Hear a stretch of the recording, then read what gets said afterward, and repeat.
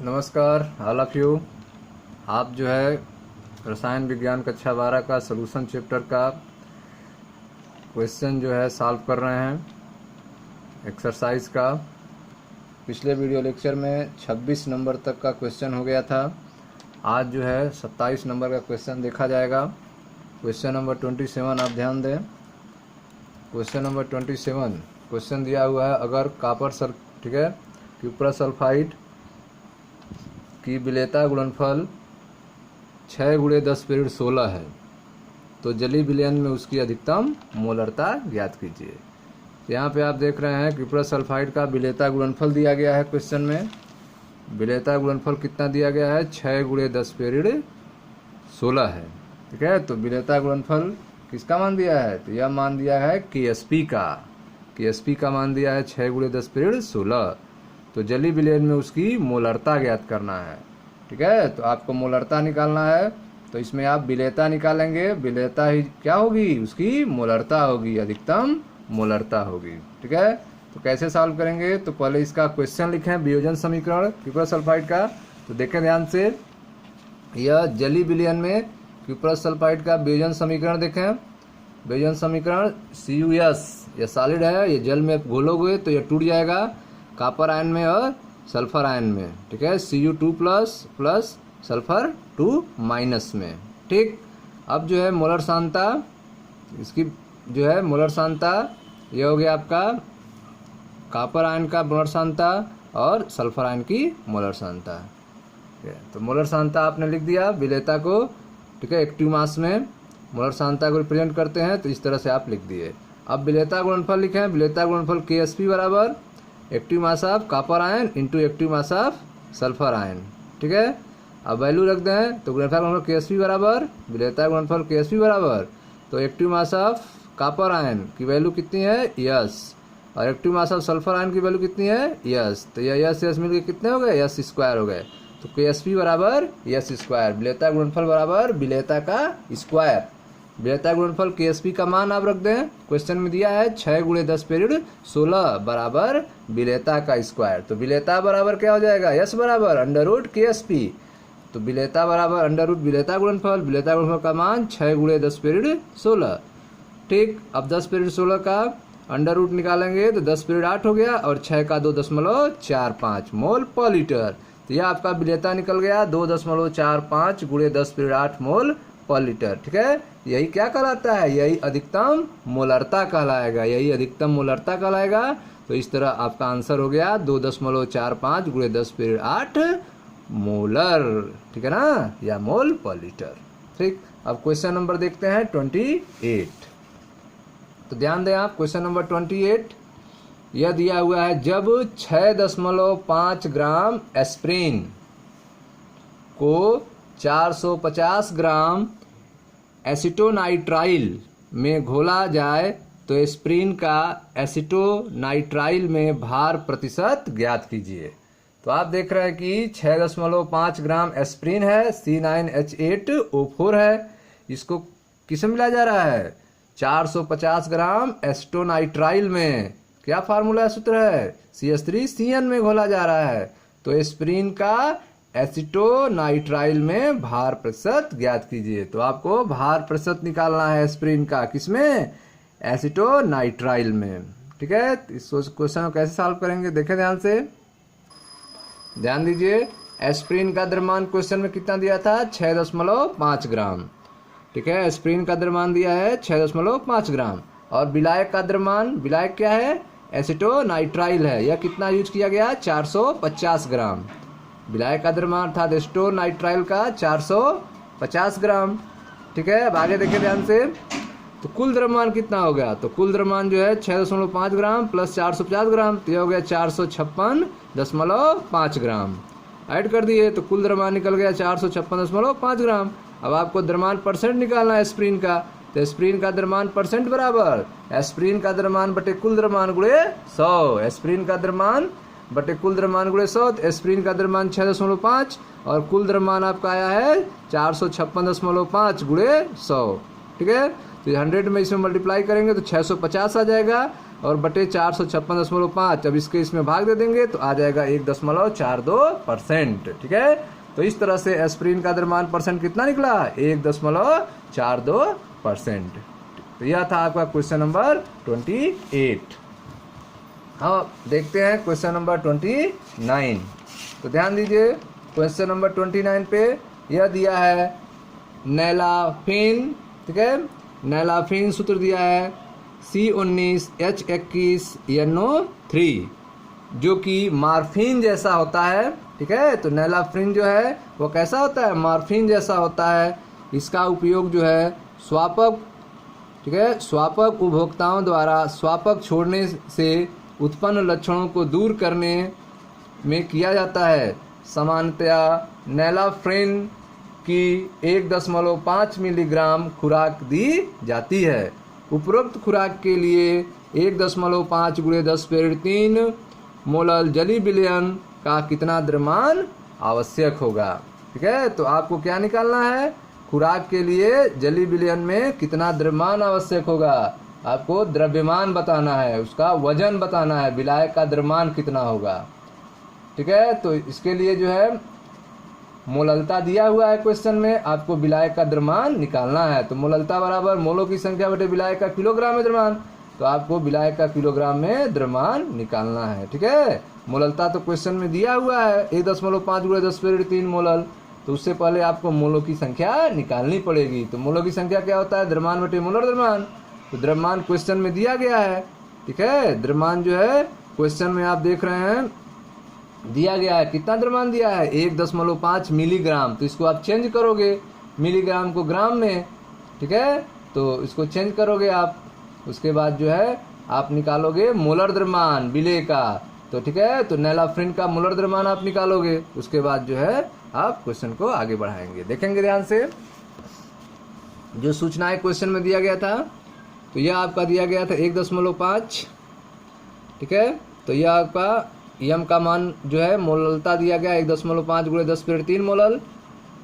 इसको जो है 1.5 × 10⁻³ मोल पर किलोग्राम भी कह सकते हैं। विलेय का द्रव्यमान जो दिया था 1.5 × 10⁻³ ग्राम, 1.5 × 10⁻³ ग्राम, या इसको आप कह सकते हो 1.5 मिलीग्राम।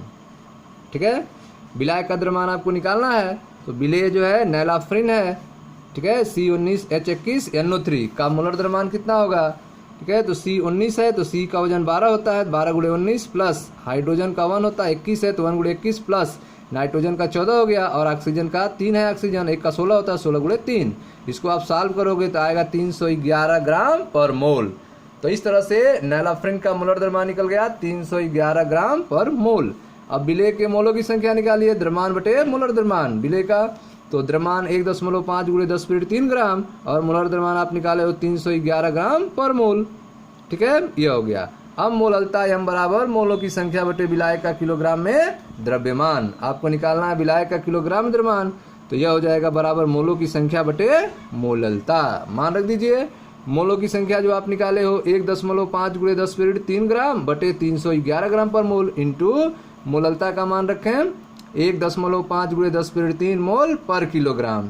ठीक, अब जो है यह दोनों वैल्यू सेम है तो कैंसिल हो गए। अब 1/311, 311 1 में भाग देंगे तो आ जाएगा 0.0032 किलोग्राम।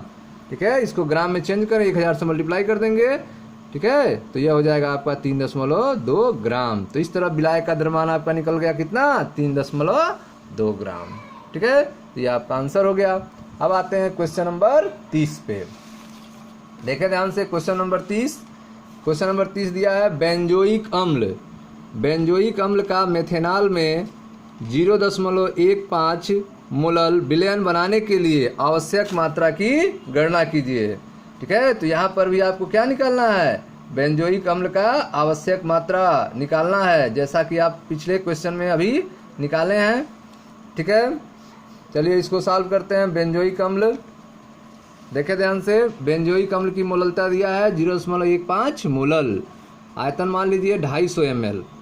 ठीक है, 250 ml आयतन ले लेते हैं। बेंजोइक अम्ल का अणुभार कितना होता है, 122 होता है। ठीक है, विलेय की मात्रा आपको निकालना है, तो मोललता बराबर विलेय का भार बटे अणुभार अर्थात मोलों की संख्या। ठीक है, गुणे 1000 अपान बिलियल का आयतन मिलीलीटर में। ठीक है, यह अब रखें यहाँ पे मिलीलीटर 250 लिए इसलिए यहाँ पे 1000 किए और मिलीलीटर में कर दिए। अब जो है मोललता की वैल्यू रखे हैं 0.15 बराबर विलेय का भार W निकालना है बटे अणुभार 122 और गुणे 1000 अपान विलयन का आयतन आप कितना लिए हैं 250, यह हो गया। अब W बराबर तो क्रॉस मल्टीप्लाई किए अपान 1000, तो बेंजोइक अम्ल की मात्रा जो है कितनी हो गई, इसको जो है मल्टीप्लाई करके 1000 से डिवाइड करोगे तो आ जाएगा आपका 4.575 ग्राम। ठीक है, तो इस तरह से बेंजोइक अम्ल की मात्रा कितनी लगेगी 4.575 ग्राम लगेगी। ठीक है, अब आते हैं क्वेश्चन नंबर 32 पे। अब देखें क्वेश्चन नंबर 32। ठीक है, एक कंपाउंड है आपका CH3CH2CHCl के 10 ग्राम को 250 ग्राम जल में मिलाने से होने वाले हिमांक का अवनमन परिकलित कीजिए। तो आप देख रहे हो यह कंपाउंड है, इसको 10 ग्राम को 250 ग्राम जल में मिलाया जा रहा है, जिससे हिमांक क्या हो जाएगा, कम हो जाएगा। तो जो कमी हो रही है उसी को आपको ज्ञात करना है। यहाँ पर दिया है वैल्यू। ठीक है, वैल्यू देखें ध्यान से, यहाँ पे Ka का मान दिया है, Ka बराबर 1.4 गुणे 10⁻³ Kf का मान दिया है, ठीक है 1.86, ठीक है केल्विन किलोग्राम पर मोल। तो आपको निकालना क्या है, हिमांक का अवनमन निकालना है, हिमांक का अवनमन निकालना है। ठीक है, तो हिमांक का अवनमन कैसे निकालेंगे इक्वेशन में, डेल्टा TF निकालना है। तो फार्मूला क्या होता है, डेल्टा TF बराबर IKF इंटू यम होता है, डेल्टा TF बराबर IKF इंटू यम होता है। तो इसलिए आपको इस क्वेश्चन में I का मान निकालना होगा, वन टर्म फैक्टर I निकालना होगा। ठीक है, यम का मान निकालना होगा, यम का मान निकालना होगा। ठीक है, क्वेश्चन में KF का मान दिया हुआ है। ठीक है, तो आइए एक एक क्वेश्चन को निकालते हैं यम का। चलिए देखते हैं कैसे सॉल्व होगा। चलो, यह हो गया आपका, यह कंपाउंड है आपका CH3CH2CHCl के 10 ग्राम को 250 ग्राम जल में मिलाने से होने वाले हिमांक के अवनमन परिकलित कीजिए। यह आपको निकालना है, डेल्टा TF बराबर क्वेश्चन मार्क। ठीक है, इसके लिए K का मान दिया 1.4 गुणे 10⁻³ KF का मान दिया 1.86, ठीक है केल्विन किलोग्राम पर मोल। तो आप फार्मूला जानते हो, डेल्टा TF बराबर IKF इंटू यम। ठीक है, इसके लिए आपको I और M की गणना करनी पड़ेगी। KF का मान दिया है तो पहले हम M की गणना करते हैं। ठीक है, उससे पहले जो है इसका आणविक द्रव्यमान निकालते हैं। तो CH3CH2CHCl का आणविक द्रव्यमान आप कैलकुलेट करोगे तो आएगा 122.5 ग्राम पर मोल, 122.5 ग्राम पर मोल आएगा। ठीक है, और यह कितना है, 10 ग्राम है। तो 10 ग्राम में कितने मोल होंगे, तो 10 ग्राम, ठीक है कंपाउंड के मोलों की संख्या बराबर वेट बाय मॉलिक्यूलर वेट। तो वेट 10 ग्राम, मॉलिक्यूलर वेट है 122.5, तो यह निकल गया 10 ग्राम के मोलों की संख्या। 10 ग्राम मोलों संख्या कितनी होगी, 8.16 गुणे 10⁻² मोल। ठीक, अब विलयन की मोललता निकालते हैं। विलयन की मोललता बराबर विलेय के मोलों की संख्या, ठीक है बटे आयतन किलोग्राम में। तो विलेय के मोलों की संख्या कितना है, 8.16 गुणे 10⁻² मोल। ठीक है, और आयतन किलोग्राम में तो 250 किलोग्राम में चेंज करेंगे तो 1000 से डिवाइड करेंगे। ठीक है ना, 1000 से डिवाइड करेंगे, किलोग्राम में चेंज होगा। अब इसको आप सॉल्व करोगे तो मोललता निकल जाएगी 0.3264, 0.3264। इस तरह से विलयन की क्या निकल गई, मोललता निकल गई। ठीक है, अब जो है I निकालने की कोशिश करते हैं। तो उससे पहले आपको अल्फा निकालना होगा। देखें, यदि कंपाउंड के वियोजन की मात्रा अल्फा हो, तो यदि जो है CH3CH2CHCl की वियोजन की मात्रा अल्फा हो तो, ठीक है तो समीकरण में कैसे टूटेगा, CH3CH2CHCl यह टूट जाएगा CH3CH2CHCl minus plus H plus में। ठीक है, यह इस तरह कंपाउंड टूटेगा। प्रारंभिक सांद्रण मान लीजिए इसका C है, उस समय यह क्या होंगे, 0 0 होंगे। ठीक है, साम्य पर यह अल्फा टूट रहा है, वियोजन की मात्रा क्या माने अल्फा, तो साम पर क्या हो जाएगा, यह कम हो जाएगा। C कितना कम होगा, 1 माइनस अल्फा, और यह क्या बन जाएंगे, अल्फा अल्फा बन जाएंगे, अर्थात यह हो जाएगा C अल्फा हो जाएगा।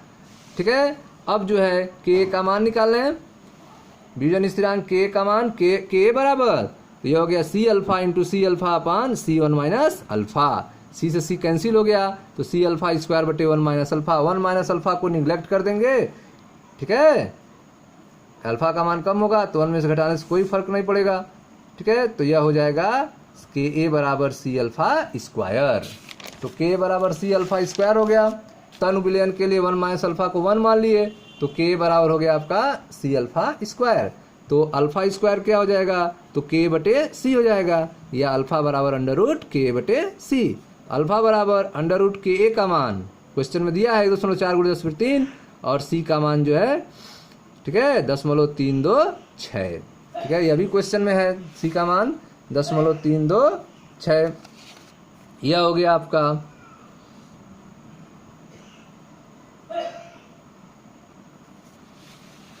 तो सी का मान आप रख दिए 0.326। अब इसको आप सॉल्व करो आगे, तो यह हो गया आपका 42.9 × 10⁻⁴। अल्फा बराबर, ठीक है, अंडर रूट से बाहर निकालेंगे तो 6.55 × 10⁻² हो जाएगा, या फिर दशमलव को आगे कर देंगे तो 0.065। अल्फा का मान निकल गया कितना, 0.065 हो गया। तो क्वेश्चन में आपने देखा जो मोललता की वैल्यू आप निकाले हैं स्मॉल एम की वैल्यू आप निकाले हैं 0.3264, यह वैल्यू आप निकाले हैं, यही क्या हो जाएगी, सी का मान हो जाएगा। यही क्या हो जाएगी, सी का मान हो जाएगा। ठीक है, तो यही मान जो है सी के जगह पे रखा गया है। ठीक है, तो इस तरह से अल्फा का मान निकल गया। अब 1 था गुणक आई निकालें, तो समीकरण लिखें आप CH3 CH2 CHCl COOH। ठीक है, उत्क्रमणी CH3 CH2 CHCl COO minus plus H plus. प्रारंभ में मोलों की संख्या 1 और यह होगा 0 0। शाम पर मोलों की संख्या, अब यह 1 में से घट जाएगा, कितना घटेगा, अल्फा घटेगा, तो 1 माइनस अल्फा, ये बनेंगे अल्फा और ये अल्फा बनेगा। तो वियोजन के पश्चात मोलों की संख्या, वियोजन के पश्चात मोलों की संख्या निकालेंगे, तो यह हो गया आपका 1 माइनस अल्फा और यह प्लस अल्फा प्लस अल्फा। ठीक है, तो यहाँ पे आप देख रहे हो minus alpha plus alpha cancel हो जाएंगे, बचेगा 1 प्लस अल्फा। तो वियोजन के पश्चात मोलों की संख्या कितनी हो गई, 1 प्लस अल्फा हो गई। ठीक है, तो 1 था गुणक आई बराबर, ठीक है, तो वियोजन के पश्चात मोलों की संख्या और पहले के मोलों की संख्या, तो वियोजन के पश्चात मोलों की संख्या कितना आया है, 1 प्लस अल्फा आया है, पहले मोलों की संख्या 1 हो गई। ठीक है, तो यह आ जाएगा 1 था गुणक आई बराबर 1 प्लस अल्फा। ठीक है, तो अब जो है मान रख दें अल्फा का जो आया है 0.065, तो यहाँ पे रखें तो आई बराबर हो जाएगा 1 प्लस 0.065, तो ऐड करेंगे तो आई का मान निकल गया 1.065। ठीक है, अब जो है आपको आई का भी मान पता है, एम का भी मान पता है, के एफ का मान पता है, हिमांक का अनुमान रखें, तो हिमांक का अनुमान डेल्टा टी एफ बराबर आई के F into M. Value put करें, आई का मान जो आया है 1.065 गुणे के एफ का मान क्वेश्चन में है 1.86 और एम का मान आप निकाले हो 0.326, सबको मल्टीप्लाई करो तो यह आ जाएगा आपका 0.65 केल्विन। तो इस तरह से आपने डेल्टा टी एफ का मान निकाला 0.65 केल्विन। ठीक है, अब देखते हैं क्वेश्चन नंबर 33। देखें क्वेश्चन नंबर 33, यह क्वेश्चन दिया है CH2FCOOH। ठीक है, CH2FCOOH के 19.5 ग्राम को 500 ग्राम जल, ठीक है, H2O में घोलने पर जल के हिमांक में 1 डिग्री सेल्सियस का अवनमन देखा गया। ठीक है, तो इसमें भी 1 डिग्री सेल्सियस का अवनमन देखा गया। ठीक है, तो यहाँ पे 1 degree Celsius delta T F का इसमें मान दिया हुआ है, इससे पहले आपको निकालना पड़ा था, लेकिन इसमें क्या है, मान दिया गया है। ठीक है, फ्लोरोएस्टिक अम्ल का 1 था गुणक आई और वियोजन स्थिरांक की गणना कीजिए। यहाँ पे आपको आई को निकालना है, ठीक है, और वियोजन स्थिरांक के ए का मान निकालना है। ठीक है, के और आई को निकालना है। ठीक है, तो ठीक जैसे आप क्वेश्चन सॉल्व किए हैं उसी तरह से आगे इसको बढ़ते हैं हम। ठीक है, तो देखें ध्यान से, अम्ल के 1 था गुणक की गणना पहले करते हैं। तो दिया है क्वेश्चन में डेल्टा टी एफ बराबर 1 degree Celsius.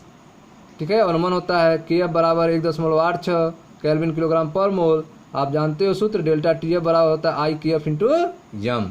Delta T F बराबर आई के एफ इंटू यम। आई का निकालते हैं तो आई बराबर डेल्टा टी एफ अपान के एफ इंटू यम, समीकरण नंबर 1। ठीक, यम बराबर ठीक है, विलय के मोलों की संख्या weight by molecular weight WB/MB into WA। ठीक है, यह हो गया यम की वैल्यू, सब मान रखो, मान रखिए इसमें। तो आयतन 500 ग्राम दिया है, इसको किलोग्राम में चेंज कर दो। ठीक है, तो 500/1000 यह हो जाएगा 0.5 किलोग्राम। और CH2FCOOH है कंपाउंड आपका, तो इसके लिए MB का मान कितना हो जाएगा, इसको आप कैलकुलेट करोगे तो आ जाएगा 78 ग्राम पर मोल। ठीक है। तो m बराबर वैल्यू रखो डब्ल्यू बी 19.5, 19.5 यह हो गया आपका, एम बी 78 हो गया, डब्ल्यू ये क्या हो गया 10.5 हो गया। ठीक है, यह 19.5 क्या है, मोलों की संख्या है, मोलों की संख्या है।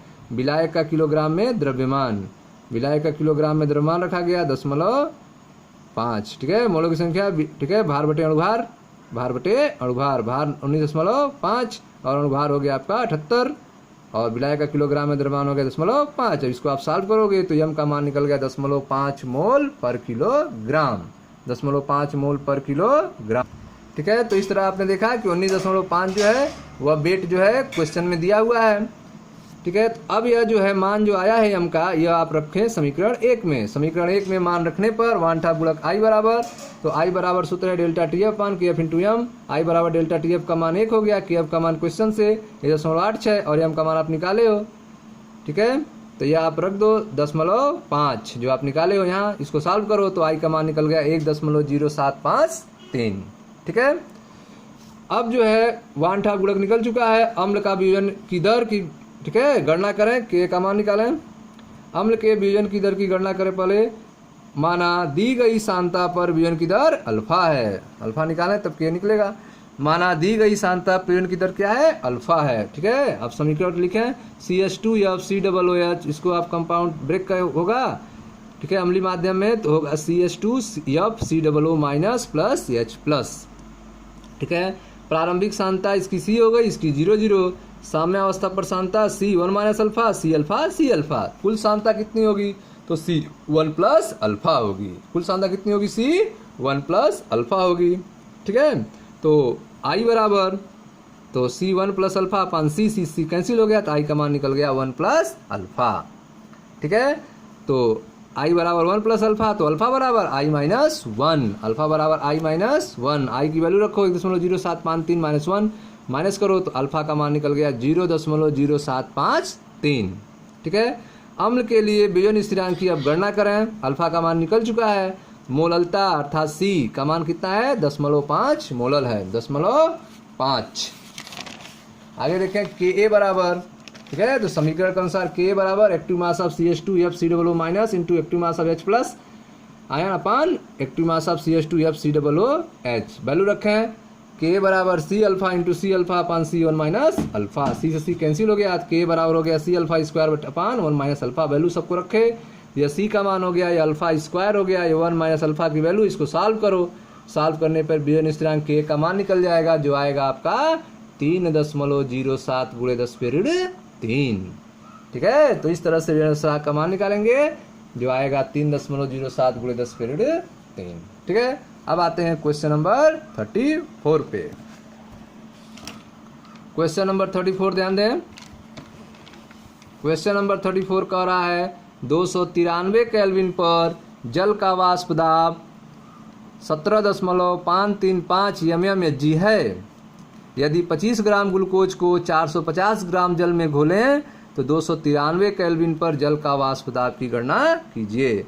ठीक है, तो इसमें आपको जल का वाष्प दाब निकालना है, पीएस का मान निकालना है घोलने के बाद। 293 केल्विन पर जल का वाष्प दाब दिया है, ठीक है ना, पी नाट का मान दिया है 17.535 mmHg, और यदि 25 ग्राम ग्लूकोज उसमें मिला दें, ठीक है, कितने में, 450 ग्राम जल में। यदि 25 ग्राम ग्लूकोज को 450 ग्राम जल में घोलें तो 293 केल्विन पर जल का वाष्प दाब गणना कीजिए, पीएस का मान निकालिए। देखिए कैसे सॉल्व करेंगे इसको, देखें ध्यान से। विलेय का वेट दिया है, WB मान लीजिए दिया है 25 ग्राम, ठीक है, यह हो गया। जल का WA मान लीजिए कितना दिया है, 450 ग्राम, ठीक है। तो विलेय का मॉलिक्यूलर वेट कितना हो जाएगा, MB का मान 180 ग्राम पर मोल, ग्लूकोज 180 ग्राम पर मोल हो जाएगा। इसका PA नाट दिया है 17.535 mm, ठीक। और यह जल है, जल का जो है मॉलिक्यूलर वेट कितना हो जाएगा, 18 ग्राम पर मोल। PS निकालना है, ठीक है। तो पहले आप मोलों की संख्या निकालना है, NB बराबर WB बटे MB, WB का मान 25, MB का मान 180, तो NB निकल गया 10.1389। NA निकालना है मोलों की संख्या, WA अपान MA, तो WA का मान 450, MA का मान 18, ये हो गया आपका 25, ठीक है। अब लगाते हैं राउल्ट का नियम, PA नाट माइनस PS अपान PA नाट बराबर XB, ठीक है। मोल प्रभाव, मोल प्रभाव क्या होता है, NB अपान NB प्लस NA। सब मान रखो। तो PA0 का मान 17.535 माइनस PS अपान PA0 का 17.535 बराबर NB का मान जो निकाले हो बी मोलर्स की संख्या तो 10.1389 अपान 10.1389 प्लस NA का मान 25। इसको आप सॉल्व करोगे तो आएगा 0.00552। तो PS बराबर, ठीक है, PS बराबर क्या होगा? PS बराबर हो जाएगा 17.535 माइनस 10.097। ठीक है, माइनस कर देंगे तो PS बराबर आ जाएगा आपका 17.438 mmHg। ठीक है, तो इस तरह से आपका आंसर क्या हो गया? 17.438 mmHg। ठीक है, अब देखते हैं क्वेश्चन नंबर 35। ठीक है, क्वेश्चन नंबर 35 ध्यान दें। 298 केल्विन पर मेथेन की बेंजीन पर मोललता का हेनरी स्थिरांक की H दिया है 4.27 × 10⁵ mmHg है।